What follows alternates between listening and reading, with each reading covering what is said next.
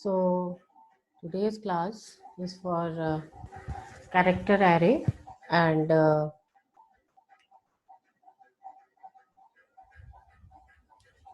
string. But before that, we just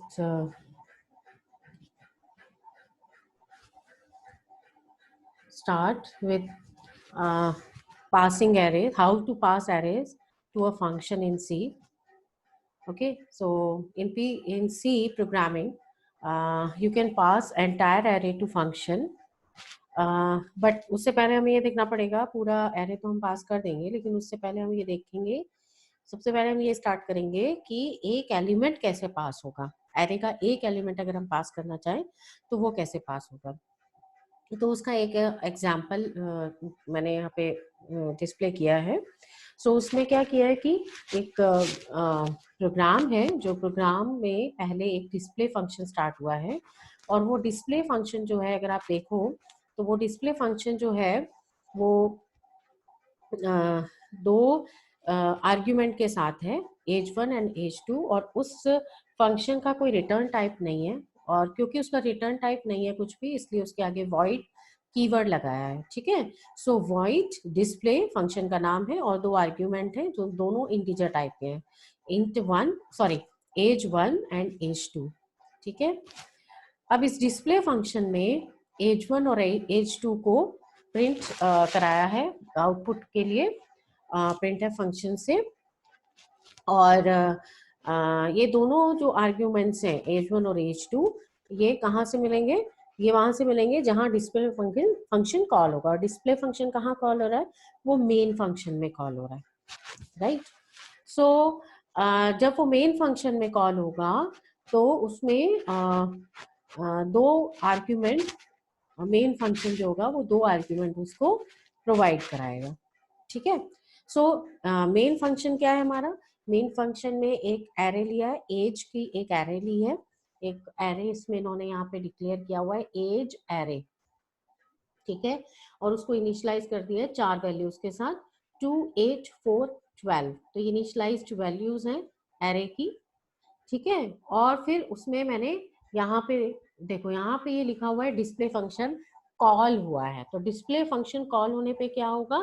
क्योंकि कुछ return तो दे नहीं रहा, तो सीधे जो है वो डिस्प्ले फंक्शन में क्या हो रहा है? प्रिंट हो रहा है। तो दोनों वैल्यूज की प्रिंट हो जाएंगी। तो कौन कौन सी वैल्यू प्रिंट होंगी? एक तो एरे की 1 और एक एरे की 2 इंडेक्स वाली। तो एरे की 1 इंडेक्स की कौन सी है वैल्यू? 8, और 2 इंडेक्स की कौन सी वैल्यू है? तो है 4। ठीक है, तो ये दोनों वैल्यूज जो है वो इसकी डिस्प्ले हो जाएंगी। तो ये तो हुआ कि अगर हमें इंडिविजुअल एलिमेंट्स जो हैं वो प्रिंट कराने, अगर हमें इंडिविजुअल एलिमेंट प्रिंट नहीं कराने, पूरा एरे हमें पास कराना है। सो अगर हमें पूरा एरे पास कराना है तो देखो यहाँ पे इन्होंने क्या किया है कि एक फंक्शन लिया है फ्लोट कैलकुलेट सम, और उसमें एक आर्ग्यूमेंट लिया है फ्लोट टाइप का एरे। एरे का नाम है एज। ठीक है, सो इसमें एक ये इसकी डेफिनेशन है फ्लोट फंक्शन, ये सॉरी कैलकुलेट सम फंक्शन की ये डेफिनेशन है। क्या डेफिनेशन है? कि उसका रिटर्न टाइप फ्लोट होगा, कैलकुलेट सम उस पर्टिकुलर फंक्शन का नाम होगा, फ्लोट एज यानी कि एक एरे होगी जिसके अंदर फ्लोट वैल्यूज होंगी। ठीक है, अब मेन फंक्शन में एक, इधर आप देखो तो मेन फंक्शन में एक एरे ली है इन्होंने, एज एरे, है ना। सो एज एरे में इन्होंने वैल्यूज इनिशियलाइज कर दी हैं। आप वैल्यू स्कैन भी कर सकते हो, है ना, उससे कोई फर्क नहीं पड़ता है। इन्होंने प्रोग्राम छोटा करने के लिए, मैंने तो नेट से एग्जांपल लिया है, तो प्रोग्राम छोटा करने के लिए इन्होंने जो है वो इनिशियलाइज कर दिया। आप इसको स्कैन भी कर सकते हो, कोई प्रॉब्लम नहीं है। सो इसमें क्या किया है इन्होंने कि वैल्यूज इनिशियलाइज कर दी हैं, और वैल्यूज है 23.4, 55, 22, 6 सॉरी 22.6, 3, 40.5 एंड 18। तो कितनी वैल्यूज हुई? 1, 2, 3, 4, 5 एंड 6। तो 6 उसका ये एरे है, 6 एलिमेंट्स का इंडेक्स है इसकी 0 to 5। ठीक है, एक रिजल्ट इन्होंने लिया है वेरिएबल, और उस रिजल्ट में क्योंकि ये जो फंक्शन है उसका डेटा टाइप है फ्लोट। इसका मतलब यहाँ वॉइड वॉइड तो लिखा नहीं है, इसका मतलब कि कुछ ना कुछ रिटर्न करेगा वैल्यू। तो किस टाइप की वैल्यू रिटर्न करेगा? तो फ्लोट टाइप की वैल्यू रिटर्न करेगा। तो जब वैल्यू रिटर्न करेगा जो भी फंक्शन कॉल करेगा उसमें, तो उस फंक्शन में एक ऐसा वेरिएबल होना चाहिए जो उस रिटर्न्ड वैल्यू को स्टोर कर सके। तो यहाँ पे एक फ्लोट टाइप का, फ्लोट डेटा टाइप का एक वेरिएबल मैंने लिया है, उसका नाम है यहाँ पे रिजल्ट। ये देखो, ये है रिजल्ट। ठीक है। सो रिजल्ट में क्या होगा, यहाँ देखो ये रिजल्ट लिखा है मैंने, इस result is equal to calculate sum as. इसका मतलब ये है कि एज क्या है, हमारा एरे है, वो पूरा एरे यहाँ पे पास हो जाएगा। ये पूरा array as argument for calculate sum function, ये पूरा अपनी वैल्यूज के साथ यहाँ पास होगा। एरे ऐसे पास होता है। ठीक है। ऊपर आपने देखा था कि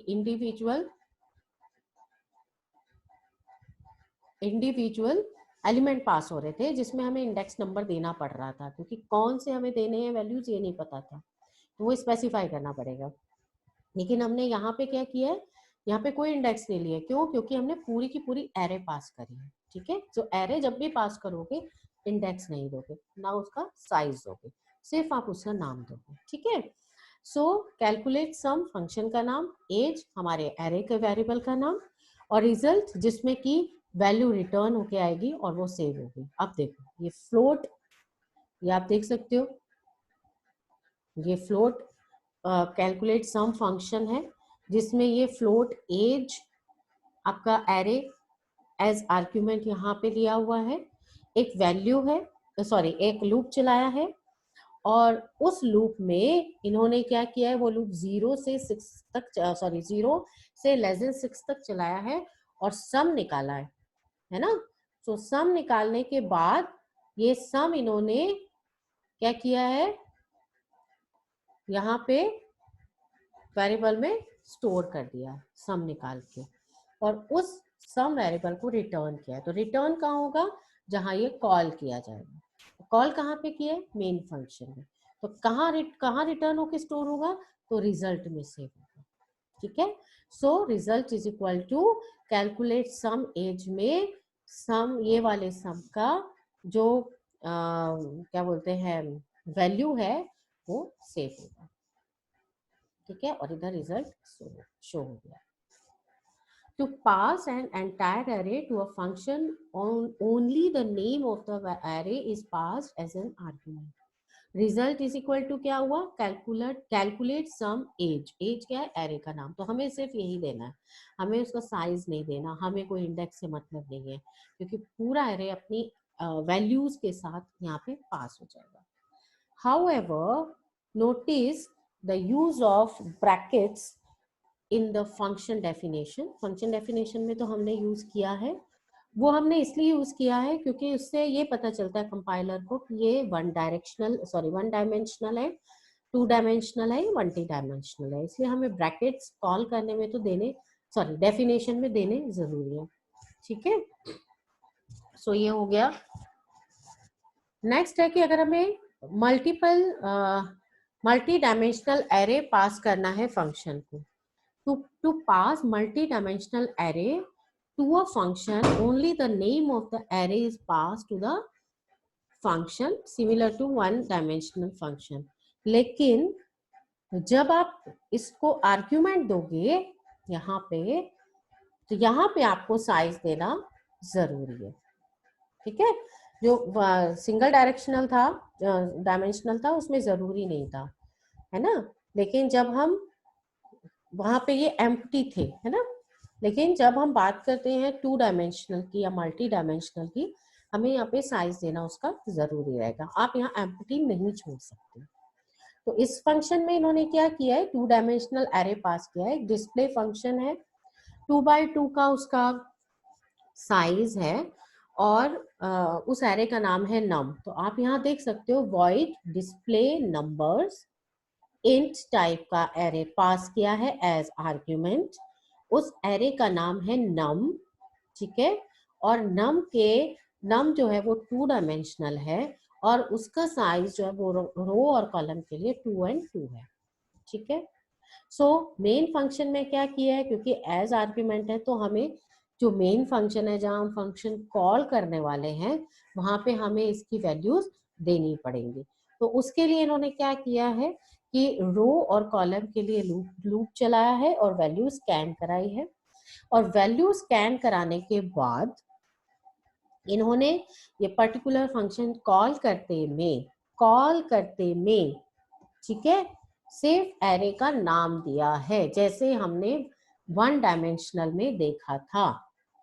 इधर 1 डायमेंशनल में भी हमने कॉल करते में सिर्फ एज का नाम दिया था एरे का, है ना। यहाँ पे हम क्या कर रहे हैं, जब कॉल कर रहे हैं तब हम सिर्फ नाम दे रहे हैं, ठीक है। और जब हम इसको आर्ग्यूमेंट की तरह ले रहे हैं फंक्शन के नाम के साथ उसकी डेफिनेशन में या डिक्लेरेशन में, तब हम साइज दे रहे हैं। और ये जरूरी है 2 डायमेंशनल और मल्टी डायमेंशनल के लिए, सिंगल डायमेंशनल के लिए जरूरी नहीं है, ठीक है। सो प्रिंट एफ डिस्प्ले, ये तो खैर एक आउटपुट डिस्प्ले करने के लिए है। फिर 2 इन्होंने लूप चलाए और वो लूप चला के इन्होंने वैल्यू को प्रिंट किया है, ठीक है। तो जैसे ही डिस्प्ले नंबर करके कंट्रोल यहाँ पर आएगा डिस्प्ले नंबर पे, वैसे ही वो यहाँ पे स्विच हो जाएगा फंक्शन पे और जो एरे की वैल्यूज हैं वो प्रिंट हो जाएंगे, ठीक है। सो ये आपका 2 डायमेंशनल एरे कैसे पास होता है उसका एक एग्जाम्पल था। So in C programming you can pass arrays to function, however you can not return arrays from function. आप वैल्यू ले सकते हो, आप पूरा एरे रिटर्न नहीं करा सकते हो, ठीक है। सो आप वैल्यू कैसे ले सकते हो, जैसे आपने कुछ कैलकुलेट किया उसके वैल्यू आपने जो है वो रिटर्न करा ली। लेकिन अगर आप चाहो पूरी एरे रिटर्न हो जाए तो सी में ऐसा पॉसिबल नहीं है, ठीक है। सो कैरेक्टर एरे इन सी, सो ये तो हमारा इंटीजर एरे हो गया या फ्लोट एरे हो गया, लेकिन एक होता है हमारा कैरेक्टर एरे। तो कैरेक्टर एरे में आप क्या करते हो, कैरेक्टर स्टोर करते हो, है ना। तो given a character variable and a character array, the task is to, इसमें इन्होंने एक टास्क ली है जिसमें इन्होंने एक कैसे आप वो करोगे डिस्प्ले। इन्होंने क्या किया है, एक CH करके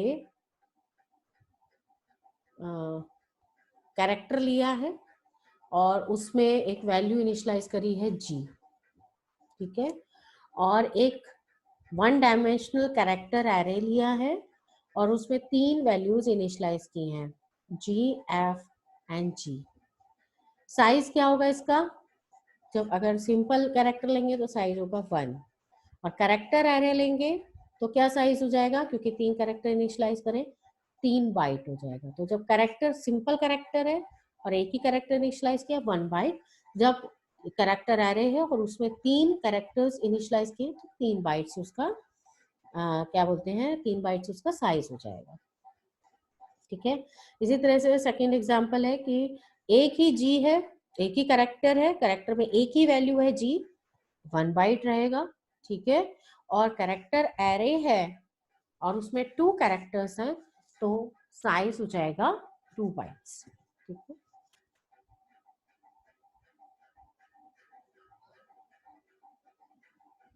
In the below program to find the size of character variable and character array. तो सिंपल इन्होंने कुछ नहीं किया है, इन्होंने एक प्रोग्राम लिया है और उस प्रोग्राम में इन्होंने सिंपल साइज ऑफ ऑपरेशन लगा के और कैरेक्टर एरे कैरेक्टर वेरिएबल, जो कि कैरेक्टर वेरिएबल इन्होंने लिया है कैर टाइप का, उसको पास कराया। तो कैरेक्टर टाइप का ये एक वेरिएबल है कैरेक्टर टाइप यहाँ पे इस प्रोग्राम में, उसको साइज ऑफ के साथ इन्होंने पास कराया है। तो साइज ऑफ के साथ जब करेक्टर टाइप पर्टिकुलर वेरिएबल पास हो रहा है तो कितना साइज दिखाएगा, ओनली 1 बाइट दिखाएगा, है ना। और इसमें क्या दिखा रहा है, साइज ऑफ ARR और ARR 0, है ना। सो इसमें क्या दिखा रहा है, कितना है ये 3 है, तो कितना दिखाएगा ये 3 दिखाएगा। ठीक है, सो ये इसमें डिफरेंस है।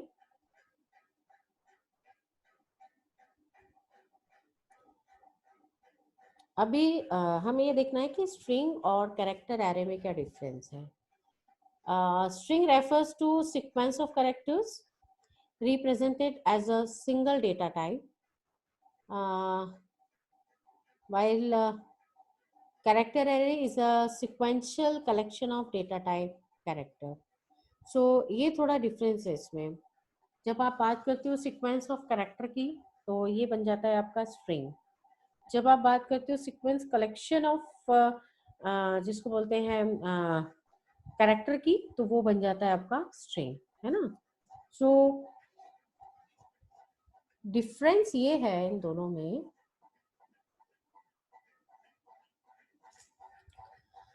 कि अगर मैं कैरेक्टर एरे लेती हूँ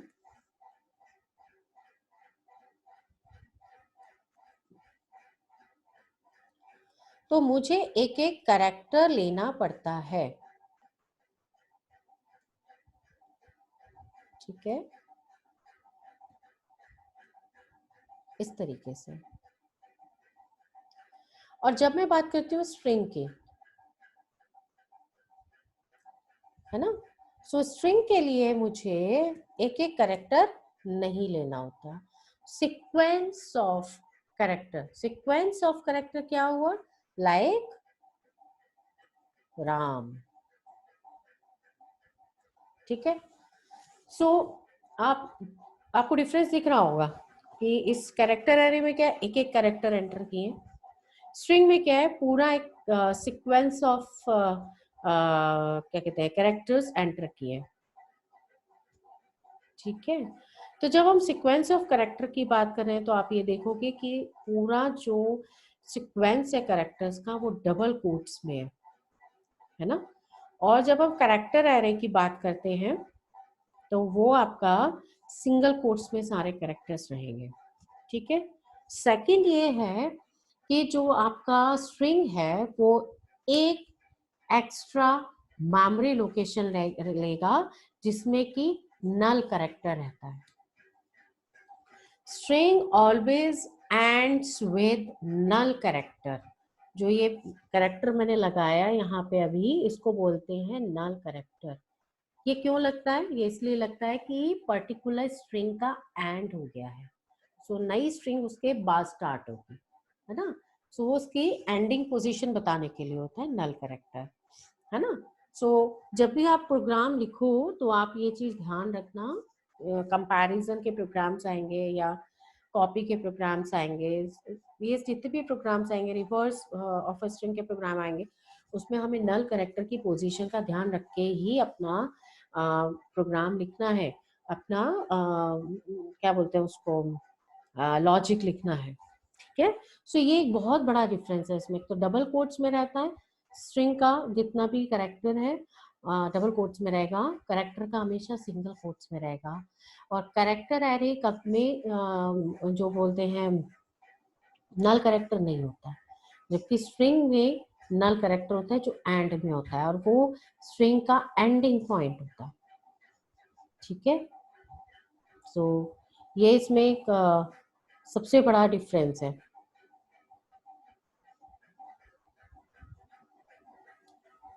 So now come to the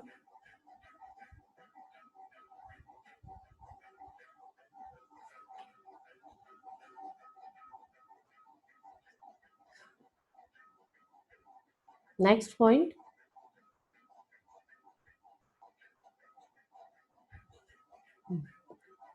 So next point is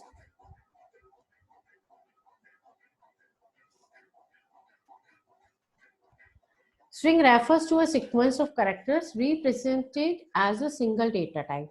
पूरा एक sequence of character single data type के अंडर में होगा। Character array is a sequential collection of data type char. ठीक है, और दूसरा ये है आपका कि जब आप स्ट्रिंग के फंक्शंस की बात करते हो, है ना, तो जब हम स्ट्रिंग के प्रोग्राम्स की बात करते हैं तो स्ट्रिंग के प्रोग्राम्स में जब आप स्ट्रिंग के प्रोग्राम्स करोगे तो आपको पता चलेगा कि स्ट्रिंग के अपने भी कई फंक्शंस हैं, और उन फंक्शन के थ्रू वो फंक्शंस जो हैं वो लाइब्रेरी फंक्शंस हैं, राइट। और उन फंक्शंस के थ्रू जो है प्रोग्राम आपका इजी हो जाता है। जबकि जब आपके क्वेश्चंस आते हैं उसमें क्या बोलते हैं एग्जाम्स में पूछे जाते हैं या कहीं भी पूछे जाते हैं, तो वो लाइब्रेरी फंक्शंस यूज करके कभी भी नहीं पूछे जाते, है ना। सो कैसे बोले पूछे जाते हैं हमेशा, विदाउट यूजिंग लाइब्रेरी फंक्शन, मतलब आपको लॉजिक लिख के लॉजिक लिख के आपको तब अपने हिसाब से तब प्रोग्राम को लिखना होता है ना। लेकिन स्ट्रिंग के इनबिल्ट फंक्शंस होते हैं, जैसे strrev, strcpy, strcmp, substr, ये सारे जो फंक्शंस हैं वो स्ट्रिंग के अपने फंक्शंस हैं, जबकि कैरेक्टर एरे में ऐसे कोई फंक्शंस नहीं है, ठीक है। सेकंड पॉइंट रह गया, स्ट्रिंग्स आर इम्यूटेबल। इम्यूटेबल होता है कि चेंज नहीं होती है, राइट, जबकि कैरेक्टर एरेज आर म्यूटेबल, यानी वो चेंज हो सकती है, ठीक है। अच्छा, नेक्स्ट है कि आपका plus sign you can use to append strings together to form a new string, मतलब अगर आपको दो स्ट्रिंग आपस में जोड़नी है तो आप उसका भी दोनों स्ट्रिंग के बीच में प्लस लगा दो, दोनों स्ट्रिंग जो होंगी वो आपस में जुड़ जाएंगी, कॉन्कैटिनेट हो जाएंगी। और कॉन्कैटिनेट होने का जो लॉजिक है वो तो प्लस से है, अदरवाइज उसका लाइब्रेरी फंक्शन है strcat। आगे देखेंगे, ये सारे प्रोग्राम्स में आप लोग को डिस्कस करूंगी, ठीक है। So plus function you can use to append strings together to form a new string, जबकि character array does not allow plus sign to append two character arrays, है ना। सो कैरेक्टर एरे में प्लस साइन का कोई concept नहीं है, जबकि स्ट्रिंग में प्लस साइन का कॉन्सेप्ट है, ठीक है। The character char at method can be used to access characters at a particular index in a string. char at function आप यूज कर सकते हो किसी पर्टिकुलर कैरेक्टर को एक्सेस करने के लिए स्ट्रिंग में। कैरेक्टर एरे में ऐसा कुछ नहीं है, जैसे आप एरे में इंडिविजुअल एलिमेंट को एक्सेस करते हो ऐसे ही आप कैरेक्टर एरे में भी करते हो, ठीक है। और string can be stored in any manner in the memory. Elements in character arrays are stored contiguous in increasing memory location, ठीक है। So all strings are stored in string constant pool. All character arrays are stored in heap. So heap is a data structure actually. Heap is a data structure. A string can be converted into character array by using char array method. Means कि you can convert string into character array using particular to char array method. And character array also can be converted into string. Okay, so यही है इसमें। So next है कि आप main difference ये है, जैसे ये मैंने यहाँ पे डिस्प्ले किया कि एरे है, अगर कैरेक्टर एरे WORD, सो WORD स्टार्ट होगा 0 से, 0 is W, 1 O, at 2 location R, at 3 location D, 4th position is empty. But in string, 0th position W, first position O, second position R, third position D, and 4th position it's a null character. So string are defined as an array of characters. The difference between character array and string is the string is terminated with special character, that is null. Okay, so declaration of string. So how you can declare. So declare कैसे करना है आपको कि data type देना है, string का नाम देना है ना, स्ट्रिंग का नाम देना है, कुछ भी हो सकता है, जैसे इसमें दिया str_name और ब्रैकेट में साइज देना है कि कितने साइज की स्ट्रिंग है, कैरेक्टर डेटा टाइप में ही स्टोर होगी, ठीक है। बट जब उसके साथ वो लग जाएंगे क्या बोलते हैं ब्रैकेट्स, तो वो आपकी स्ट्रिंग हो जाएगी, है ना। सो नहीं, तब वो आपकी कैरेक्टर एरे हो जाएगी। और जब आप उसमें वैल्यूज डालेंगे और जब आप उसमें नल कैरेक्टर दे देंगे तो वो आपकी स्ट्रिंग हो जाएगी, ठीक है। सो ये आपकी जो एरे है, जो भी एरे है, आप उसको वेरिएबल साइज की भी ले सकते हो और आप उसको जो है वैसे भी ले सकते हो, एक फिक्स साइज की भी ले सकते हो। वेरिएबल साइज से मतलब है कि आप उसका ज़्यादा साइज दे दीजिए और फिर उसमें डिफाइन कर दीजिए जैसे हम एरे में करते थे, है ना। So in the above syntax, str name is any name given to the string variable, and size is used to define the length of the string. Number of characters strings will store, and extra terminating character always keep in your mind, which is null character used to indicate termination of string, which differs strings from normal character array. I already specified. So how to initialize? So a string can be initialized in different ways. We will explain with help of example. So आप इसको ऐसे दे सकते हो,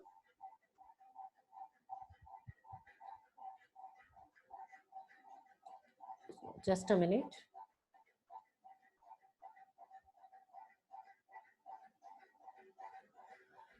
So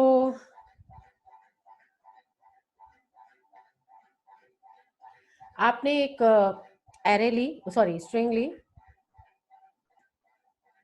मैंने नाम दे दिया उसका s, ठीक है, और मैंने उसको इनिशियलाइज कर दिया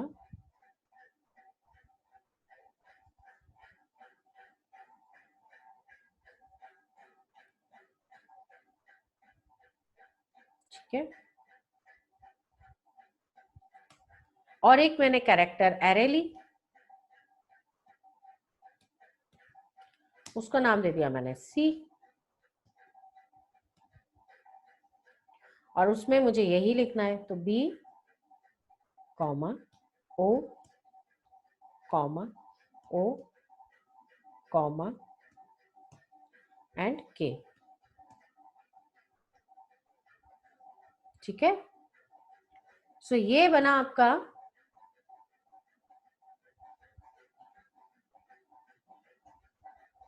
ये हुआ आपका डिफरेंस स्ट्रिंग में और कैरेक्टर में। जो मैंने उधर लिखा वो यहाँ पे भी है, देखो, एक कैरेक्टर एरे स्ट्रिंग लिया, सॉरी एक कैरेक्टर डेटा टाइप लिया स्ट्रिंग के लिए, और दिस इज माय बुक, एक आपने वो डाला इसमें स्ट्रिंग, आप उसका साइज भी कर सकते थे, ठीक है, आप यहाँ पे साइज भी डिफाइन कर सकते हैं, दिस इज माय बुक। इसी तरीके से आपने यहाँ पे जो लिया वो स्ट्रिंग नहीं है, वो कैरेक्टर है। क्यों? क्योंकि डबल कोट्स में नहीं है, हर एक कैरेक्टर सिंगल कैरेक्टर में, सिंगल कोट्स में है ना। सो और नल करेक्ट, हाँ एक चीज और, यहाँ पे इन्होंने क्या किया है कि एक नल कैरेक्टर डाला है। नल कैरेक्टर डालने का मतलब है कि ये यहाँ पे क्या हो गया है, स्ट्रिंग हो गया है, अब ये कैरेक्टर एरे नहीं है। जब नल कैरेक्टर डाल दिया इट मीन्स वो स्ट्रिंग हो गया है, ठीक है। और ये कैसे सेव रहता है स्ट्रिंग आपका, ये था कैरेक्टर एरे, ठीक है, बट नल डालने के बाद वो स्ट्रिंग हो गया है। तो नल हमेशा स्ट्रिंग कैरेक्टर को के लिए जरूरी है, उसके टर्मिनेशन के लिए जरूरी है, ठीक है। So a string can be initialize in different ways, we will explain this with the help of example, ठीक है। दिस इज माय बुक, तो ये देखो ये सारे स्ट्रिंग हैं, लास्ट के दो मुझे लग रहा था करेक्टर आ रहे हैं, बट वो एंड जो हो गए वो नल से हो गए, तो नल से एंड होने का मतलब है कि वो स्ट्रिंग। सो ये स्टोर कैसे होता है? सो इसने एक एग्जांपल लिया, str करके एक स्ट्रिंग है, सो 0th पोजीशन पे रहेगा G और 5th पोजीशन पे रहेगा नल कैरेक्टर, ठीक है। सो एड्रेस, क्योंकि एड्रेस क्या होगा +1 होगा, क्योंकि 1 बाइट कैरेक्टर लेता है 1 बाइट। तो अगर ये 23452 है तो अगला 23453 होगा, फिर 54 होगा, फिर 55 होगा, 56 होगा एंड 57 होगा। So let's now look at a sample program. So क्या किया है इसमें, ये प्रोग्राम में इन्होंने एक स्ट्रिंग इनिशियलाइज करी है, बुक्स उसकी वैल्यू है, डबल कोट्स के साथ बुक्स लिखा है, और प्रिंट कर दिया है उसको str को। स्ट्रिंग को स्कैन करने के लिए या स्ट्रिंग को प्रिंट करने के लिए लूप की जरूरत नहीं होती, पहली बात। और दूसरी बात जो मोस्ट इम्पॉर्टेंट है, वो चीज आपको ध्यान रखनी है कि जब भी आप स्ट्रिंग को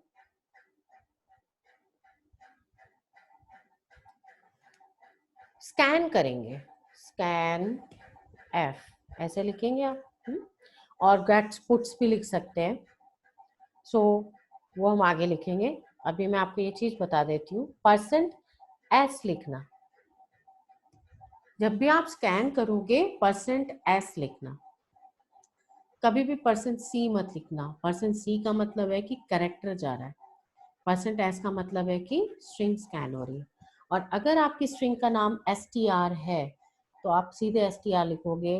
आप यहाँ पे एम्परसैंड यूज नहीं करेंगे, ठीक है। Do not use ampersand. Reason क्या है इसका? रीजन ये है कि स्ट्रिंग का पहला कैरेक्टर हमेशा अपने आप एड्रेस ले लेता है, इसलिए कभी भी हम एम्परसेंड स्ट्रिंग के साथ स्कैनफ फंक्शन में यूज नहीं करते हैं। प्रिंटफ में तो करने का सवाल ही पैदा नहीं होता, ठीक है। सो %s for string, never be use %c for string, okay, always use %s, ठीक है। और जब आप इसको प्रिंट करेंगे, printf, ठीक है। सो printf जब भी आप करेंगे %s से ही प्रिंट करेंगे, है ना, और str ऐसे, ये प्रिंट करने का और स्कैन करने का तरीका है। समझ में आया? सो यहाँ पे इन्होंने यही किया हुआ है, स्कैन नहीं करा करके दिखाया है, मैंने आपको स्कैन करके इसलिए व्हाइट बोर्ड पे दिखा दिया है ना। We can see in the above program that screen can be printed using a normal printf statement, just like we print any other variable. Unlike arrays, we do not need to print a string character by character. The C language does not provide an inbuilt data type for strings, but it has an access specifier, जिसको format specifier बोलते हैं class में, %s, which can be used to directly print and read strings. So how to read? देखो यहाँ पे इन्होंने example में %s लिया है, एम्परसेंड नहीं लिया है स्कैन करते में, है ना। You can see in the above example that string can also be read using single scanf statement. Okay. Also, you might be thinking why we don't have use of ampersand sign with string name str in scanf statement. So understand this is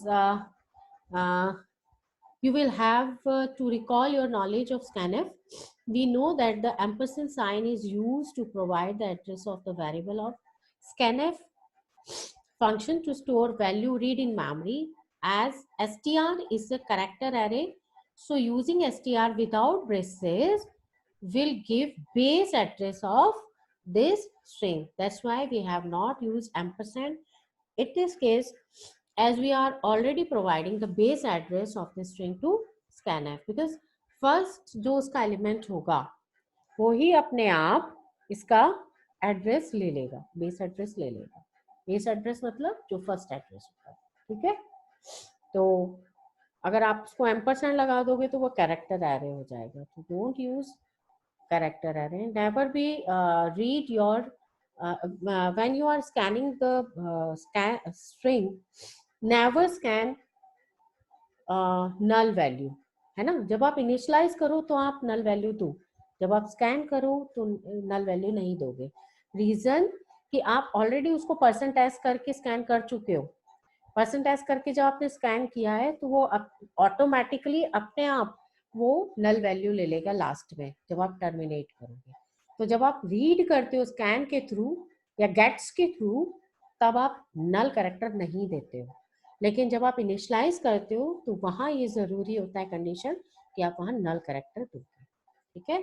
so study hard and इसको एक बार आप लोग देख लो। मैंने ज़्यादा आज cover इसलिए नहीं किया है कि आपके एग्जाम स्टार्ट होने वाले हैं, तो थोड़ा कम ही मैंने आज किया है इसको कवर, ठीक है।